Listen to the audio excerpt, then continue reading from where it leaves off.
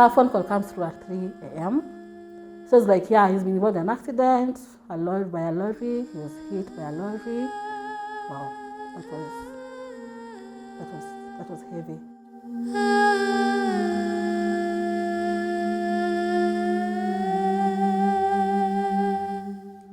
If I would go through these sufferings, it was related to a road traffic accident in the year 2003, and I went through seeking health care for over 7 years because the next time I left the house out of that pain was the year 2009.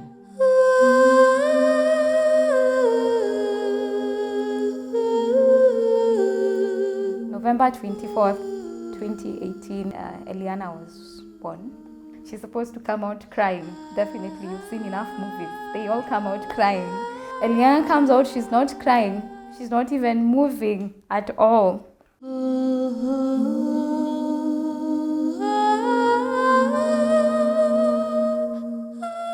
He had now suffered stroke, and we all know that stroke maybe takes some years for one to recover. I remember I told God that just bring him home in whichever way he is. I will take care of him and I will not complain.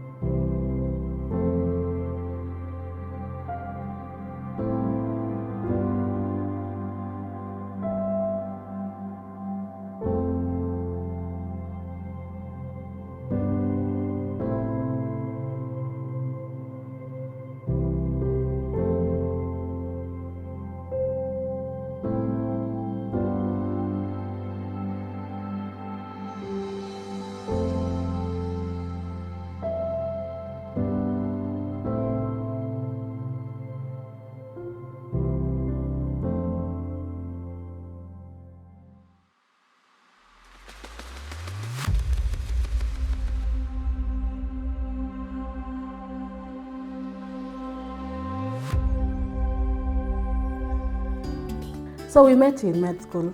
We were both in Kenyatta. He was doing medicine, I was doing pharmacy, and we were serving in the Christian Union. Yeah, he was in the media. I was the secretary of the union. Yeah, that's where we met. Friends, he finished school 2 years before me, so left. Then we later linked outside school, started dating in 2015, got married in 2017, and it was lovely. We met here in Mamlaka through a mutual friend. She was my friend from campus and had met Francis through his friend here in Mamlaka at Timam. So Francis happened to see my photo on her phone and asked for an introduction. Yeah, and now we are here. By the grace of God, I'm married to a wonderful lady, Dr. Ruth Mugo, and by the grace of God, we are blessed with 3 adult children. Dr. Jemima Mugo, Muthoni, and Andrew Mugo. And it's a joy for us to raise these children as the Lord enables us to do that. We have been related to Mamlaka for a very, very long time, since we were undergraduates. Initially through my wife, Ruth, who was admitted to the small chapel that used to be here, and she recommitted herself to the Lord, and she was baptized. But at that time, we were also finishing our postgraduate training, and we were posted to Thika. So we exited from Nairobi to Thika until 2009 when we came back, and have been part of Mamlaka and much more part of the Dennis Pratt Trio group, and we thank the Lord for the opportunity to participate in Mamlaka. I'm a mother of one, married to Ruben Wemo. Yes.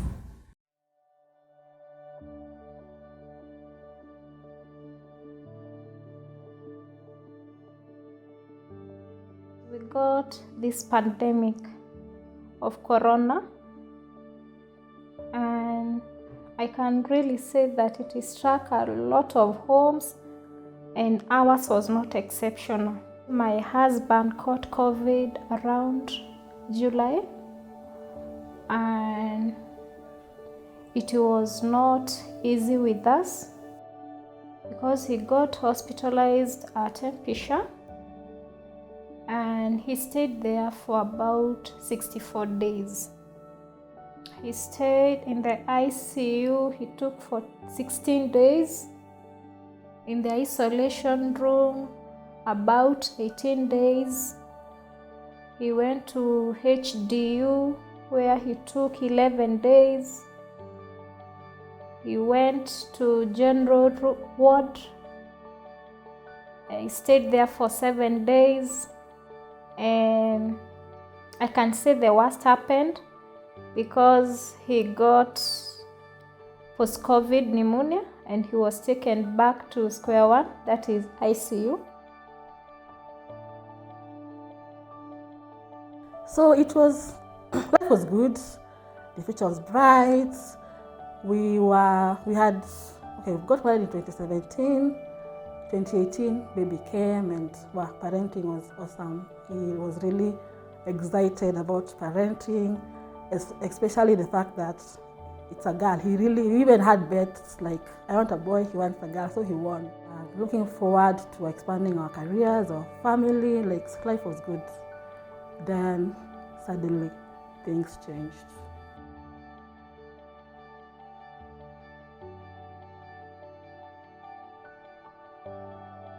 So you get married and they lived happily ever after.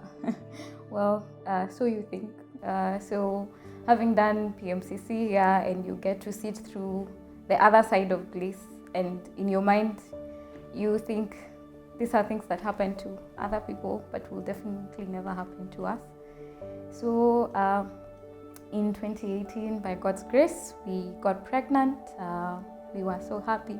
Had a really good pregnancy. We had a good doctor whom we prayed for, and coincidentally he's a Mamlakite. We did everything by the book.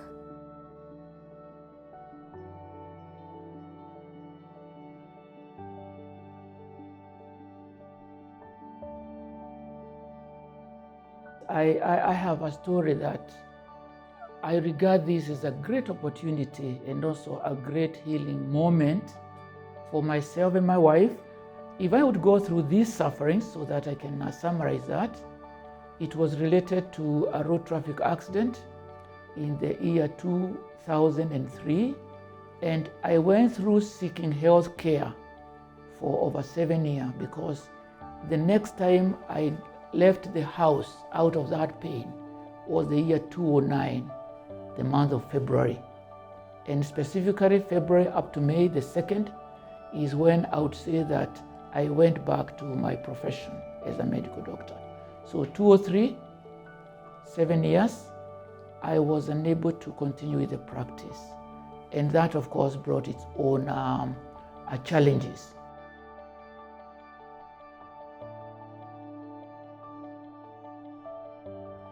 September 4th, 2019 was a normal day. I was working, he was not. So I left in the morning for work. Then came back home. Found him with the baby. We were expecting some visitors who had arrived. So then he got a phone call from hospital, an emergency. The doctor who was supposed to be on duty was not reachable. So he was there they were just trying whoever is reachable. So at least they found him on phone. But so they insisted because he was the only one who was reachable. They say, so Dr. we don't have an option. So he had to leave the house. Some minutes to midnight. So he was like, let me attend to these guys, Nirudi.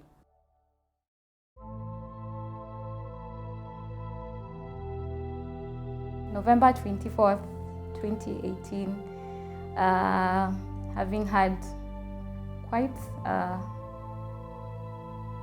really hard labor, at around 4:06 p.m.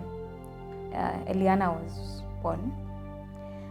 And of course, you've never given birth before. You know she's supposed to come out crying. Definitely, you've seen enough movies. They all come out crying.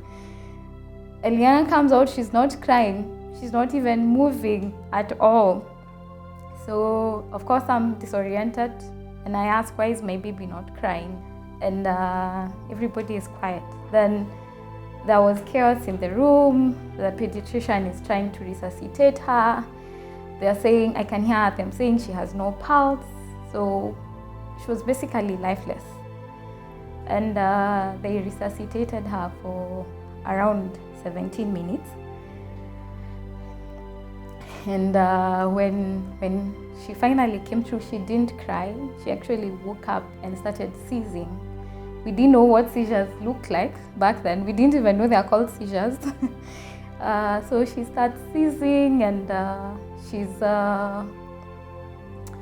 just looks like really troubled. And I remember everybody left the room. I was left now with my OBGY, and Eliana and her grandmother went to take care of Eliana. And unfortunately, the hospital where we were at, they did not have the facilities to take care of her. So she was rushed to NICU at MP Shah, and I was left now in this other hospital.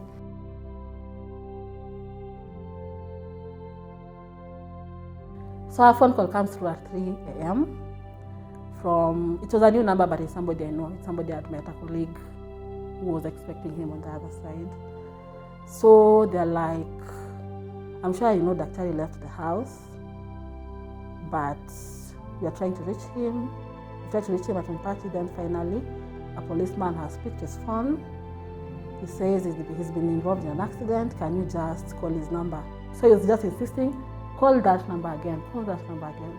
So finally the policeman on the other side picks, and he's like, oh, he was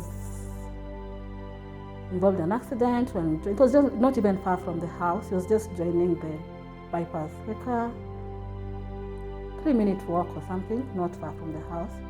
So it's like, yeah, he's been involved in an accident, by a lorry. He was hit by a lorry, and we're waiting for the ambulance to come. It's yet to arrive. How is he? He's telling me, he's bad. Can you come? I'm like, sure, I can come.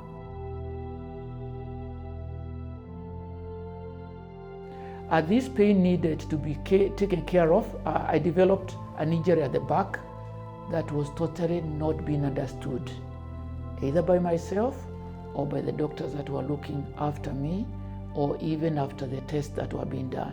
I have a huge heap of x-rays of the back, CT scans, MRIs. And for me now as a doctor, you can imagine what it meant. Then I started thinking, oh, maybe we are missing something called cancer, maybe of the back or maybe of the bladder. And I was referred by one of my colleagues to India to go for a PET scan. I thank God that now in Kenya we have a PET scan at KU. Those days we had to go to India, and we were parting with about 200,000 from the pocket to get that done. So I went for that, and good news, cancer was not diagnosed, but there was an injury at the back that was noted. And the initiation of looking after that was done, but it took 3 visits to Indian hospitals, different hospitals, and 4 hospitals in Nairobi to get that resolution come through. So it had its own toll in terms of finances, loss of time to work, and the family anxiety of what's happening. It was around 3 when his fever started going up, and he started now hallucinating. And I felt now the situation was getting out of my hands, and I now called the relatives and I engaged them maybe now to come. We see now how best we can do to help him. Our relatives responded very fast. They came home. We stayed at Syokimau. and they also called, they also reached for an ambulance, and they came with the medics, the normal medics, all the first aid givers, and at that time now they were able to check his SPOs, that is oxygen level, and they found the oxygen had started now desaturating. It was at 82%, of which the normal it is supposed to be about from 90 to 100. So it was now, the oxygen they had started now going down, and it was now at 82. So we decided now maybe to get him to another facility, to another hospital, and see maybe now how best we can try to do.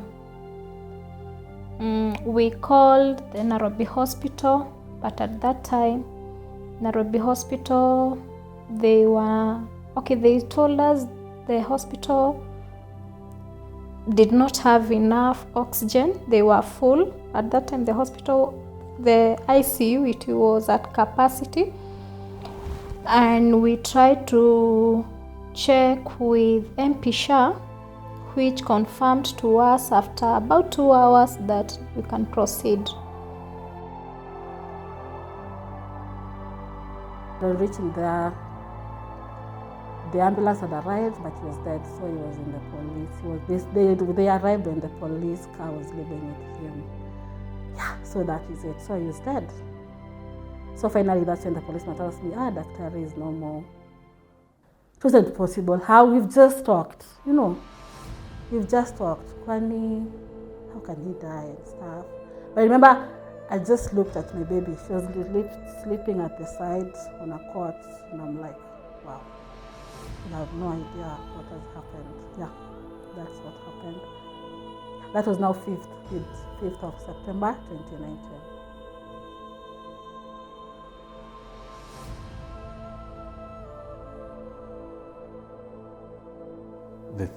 The thing that I thought could not happen, or my fears, sometimes you have anxiety, especially during pregnancy, you have fears, and I felt like everything was just coming, falling apart. Like all my fears are actually coming true.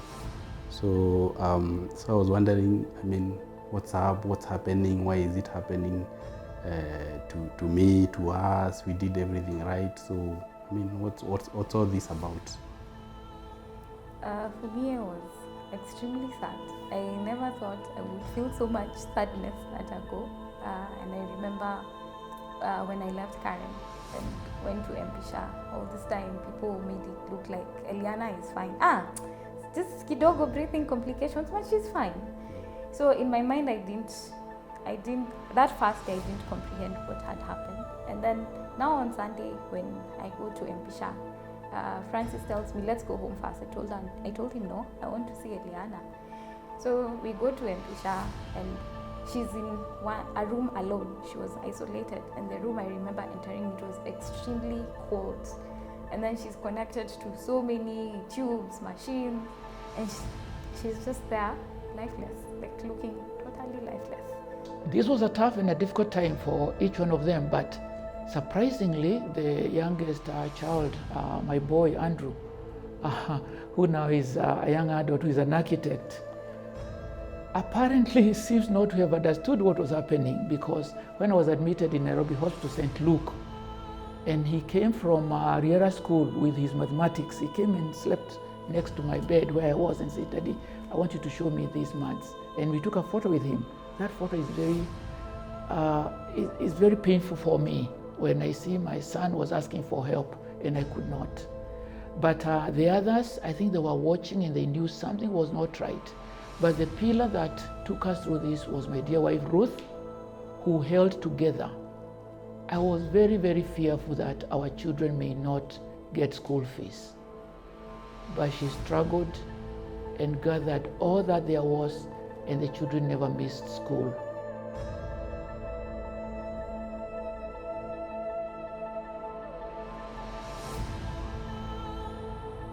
I got a lot of fear because I was not allowed to get close to him. There is a glass they normally put, so you can only see your patient from far.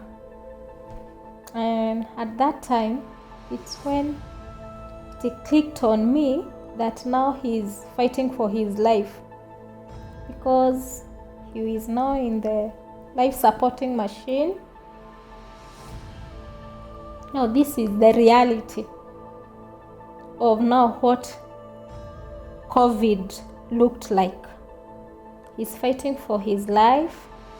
He's sedated. You can now, the only thing maybe you're able to see it is just now the machine, the way the heart is beating.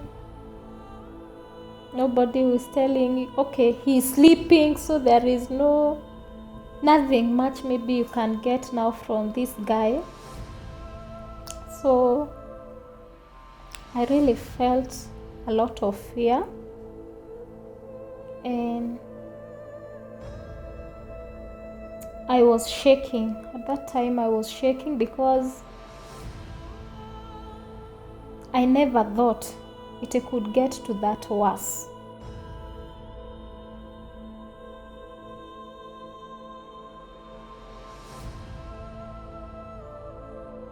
Before I was told about him dying, when I was told his badly of it, I was praying and just telling God, please, please, please, please, just don't let him die.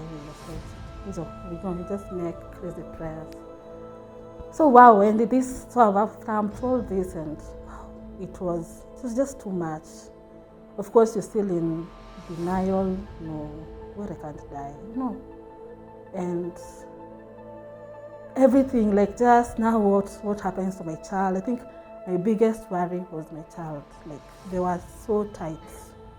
Very. It actually affected her, even her milestones. She kind of delayed after that because wow, they were very tight. So I think I just got disappointed with God, to be honest. I'm like, this is not fair, because he was going to work, he was going to save a life or something. So how does this happen to him? He was not drunk, he's never drunk his life. As in, how? Those good people who need to live long because they're good and they make the world a better place. Yeah. Bad things. Doesn't bad things happen to good people, I think. I just got disappointed, I can say. Yeah.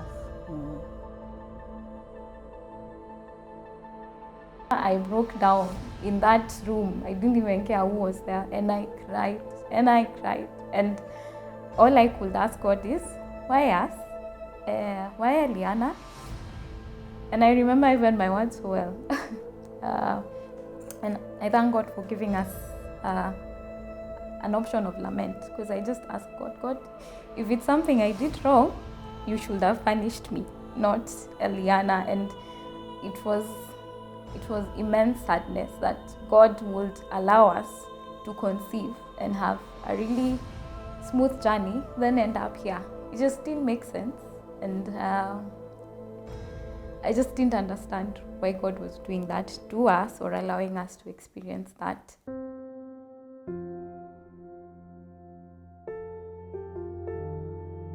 COVID certainly gave me memories and reminders of those 7 years, and I think emotionally I withdrew and I felt, oh, we're in a major drama here.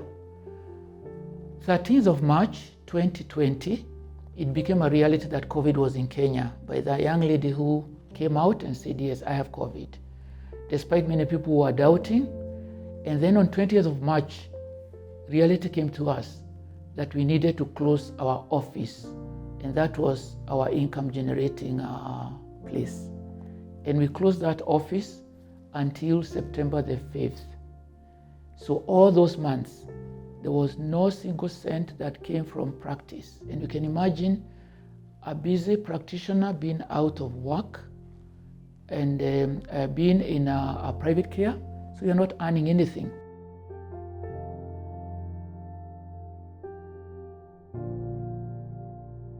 Of course, phone calls, okay, I didn't even have to make any phone call, I don't know, people just came. So yeah, of course, friends. The only person I reached out to was a friend, his friend. Actually, when I was told he was badly off, he's the first person I thought of. Called him and they came immediately. My friends came from far. They came immediately. I saw church people. Okay, by the time we were getting to the police station, Pastor Mwangi was there. Akina Mates were there. Like, people came and to condole with us, and yeah, but it was still, what? Yeah. It wasn't still thinking like how, you know.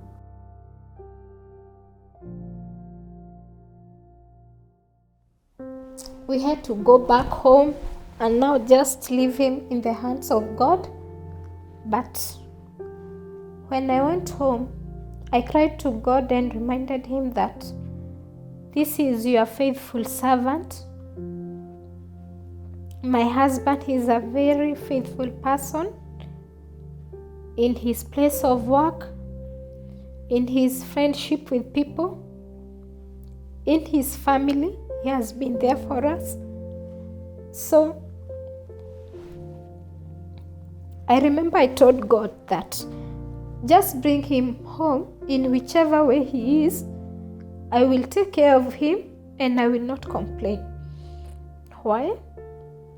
He had now suffered stroke, and we all know that stroke maybe takes some years for one to recover. So now this again prepared me that even after he heals now from COVID, we also have now another thing that we are going now maybe to be fighting.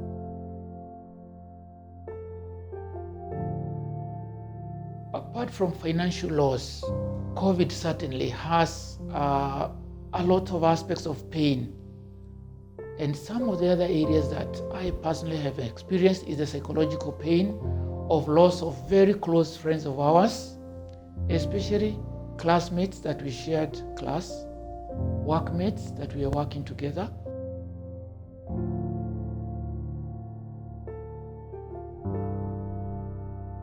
After going home, you know, we start after, I think maybe 1 or 2 weeks. 2 weeks. 2 weeks, she couldn't sleep. She was screaming the whole night.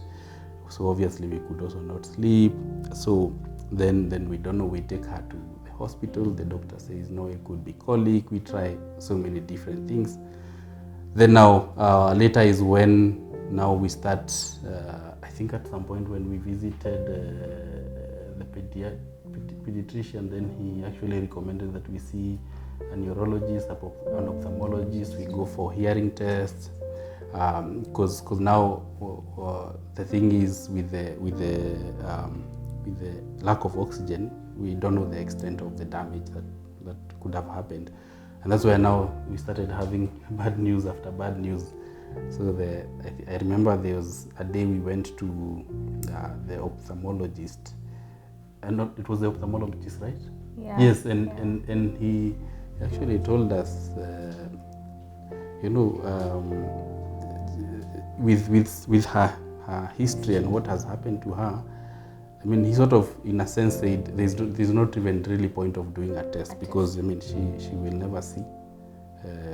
She will never be able to see. Technically, she will never be able to do anything.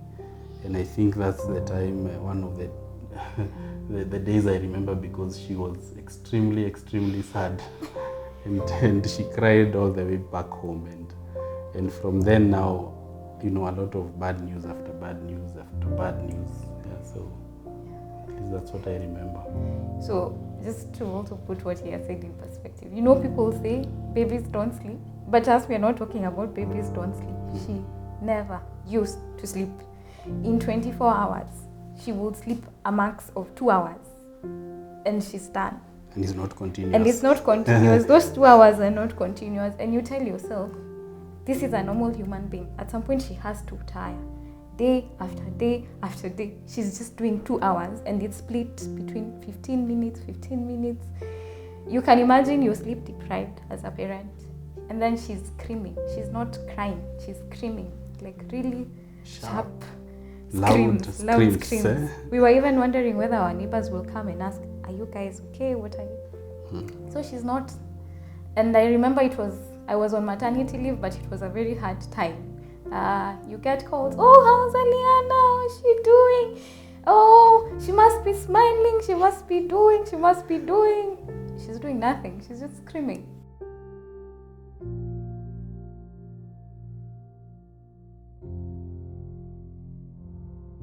It took almost a year, like 11 months, because he died on 5th of September 2019. He was buried on 25th of July 2020. And there was a court battle, and it was to do with his paternity. So my husband was raised by a foster dad. Yeah. So this is something he knew. And yeah, he knew this is a foster dad, is a dad somewhere who's not been in his life. So when he died, the dad came into the picture now the biological dad, that he wants to bury his son, and that's where the issue started. Wow, it was, I look back and I'm like, how did I survive that year? Yeah, it took a year for him to be buried, and it was messy.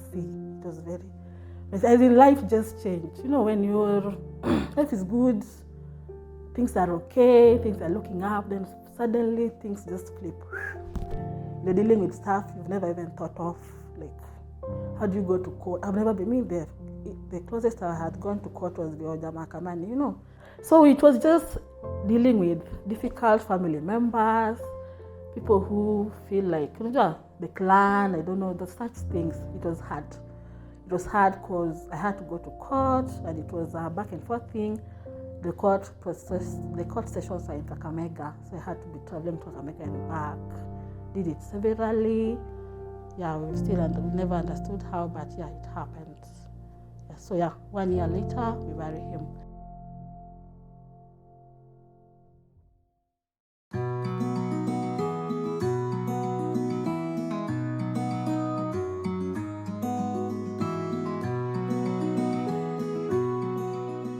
I relate with the sermon, the chronicle. When you actually look back at you replay what has happened, and you remember, hey, by the way, there's that time when we thought she could not even make it out of hospital. Is that day when we just felt, life was just not worth it. But somehow God was there with us even in those darkest moments.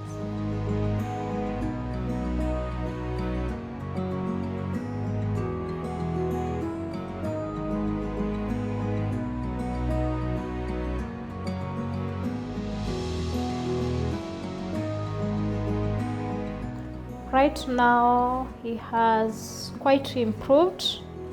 He came home when he was still bedridden. He now walks unaided. He can feed himself. When he came home, he was feeding through the peck. We used to blend food and pour on his stomach. But now he can walk, he can feed himself. He has quite improved. I think after he came home, the healing process was very fast, because maybe he was in the familiar surroundings, and also we were there for him.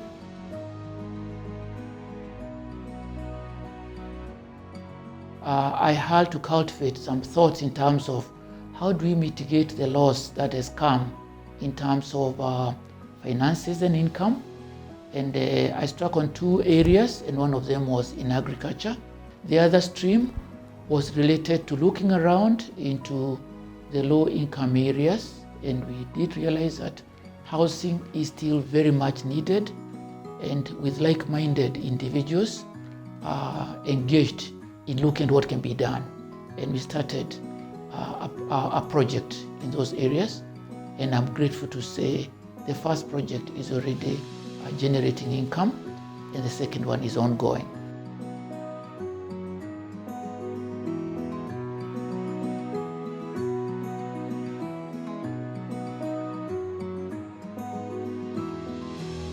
Like I've said, God has been faithful. As in, I think this has just taught me that you don't see God's faithfulness just in good times. When, I think I was that Christian where, hey, things are good, God is good. Yes. But yeah, I was disappointed. Initially, it was hard. I'm like, how can a good God do this? You know. But with time, I think I've seen God. I've just seen God for who He is. He has worked with us. He has come through even in ways I cannot imagine. He has kept us. He has answered prayer sometimes the way you want. Even sometimes He surpasses even our expectations.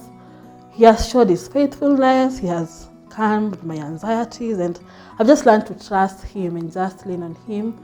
And I can say I've seen His goodness even in this dark time. God has given us opportunities to laugh. Fortunately, Francis is a really happy spirit, the kind of happiness that irritates you.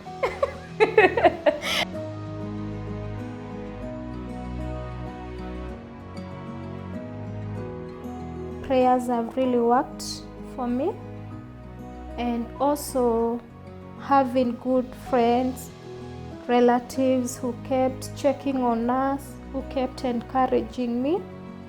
And also I used maybe to remember there is a covenant I'd made with God that just bring Him back to us and I'm going to take care of Him and I will not complain. So each and every time that I feel I'm down or it's getting weary, I'm getting weary of maybe everything, I remind myself that there is a covenant I made with God and I shouldn't cheat Him. During this time when, especially that time when He's not, because I was going through, He's dead, He's not buried, I'm having a few issues with His family still, and I'm like, wow, what is all this? But through it all, I can say God gave me that peace. When you're like, I'm able to go back to work, because I just went back to work, like, I have my own job, and take care of my child, because this is my responsibility. I cannot delegate it to anyone else, and I have to be okay to do it.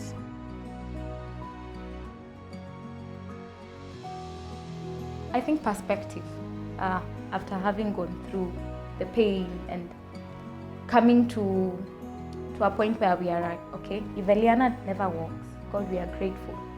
If Eliana never does this and this, we will love her as she is.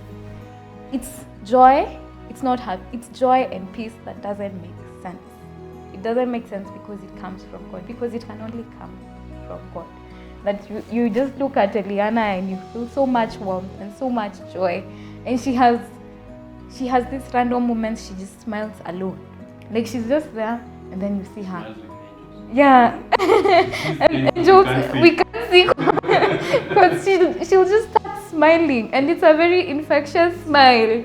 So you find yourself smiling and happy, and you don't even know why you're not happy. Hanging there, trust God and just pray, ask Him for direction, and just wait on Him. It is easier said than done, because the first thing is just to get married and hanging there and just know it won't last.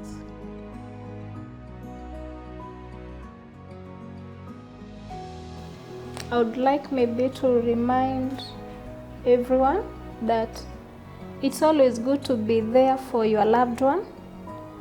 I kept telling my husband that I promised for better for us, I'll be there for you. Now I'm just hanging in here. I'm just there for you. For me, I found a lot of comfort in the Word, like reading the Word, and those promises that God gives. He doesn't promise you peace. He doesn't promise you. He's talking about crooked paths. He's talking about hard situations, keeping you in perfect peace. And I just find myself so refreshed in God's Word, and that's why I make it really intentional, just to spend time reading God's Word. And in prayer, like just praying and telling God, I'm in this spot. I really need strength. Like now I'm exhausted. Sometimes I even joke and I tell Francis, I need a break from my life.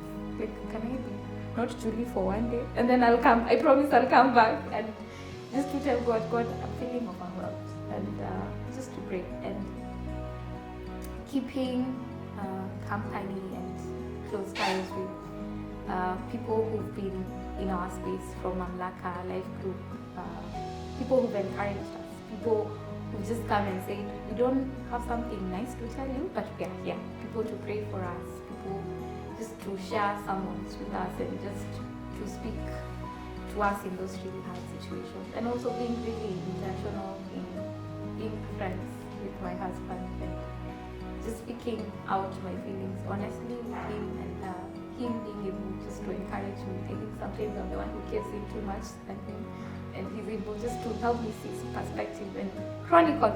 Yeah, like chronicle. He's like, remember this and this and this? Do you know how God came through for us and that? And yeah, just looking unto God and finding our joy, our peace, our purpose in Him, and in knowing He works all things, even the situation, for His good and for His glory. So just, I think for me it's just God. It's just God. Because if it was up to me, it's just God. Faith in God. Faith in God.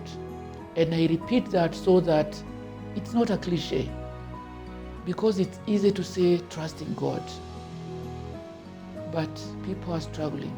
But faith in God, that God is able. God knows where COVID came from. God knows how long COVID will be with us. God knows about His people.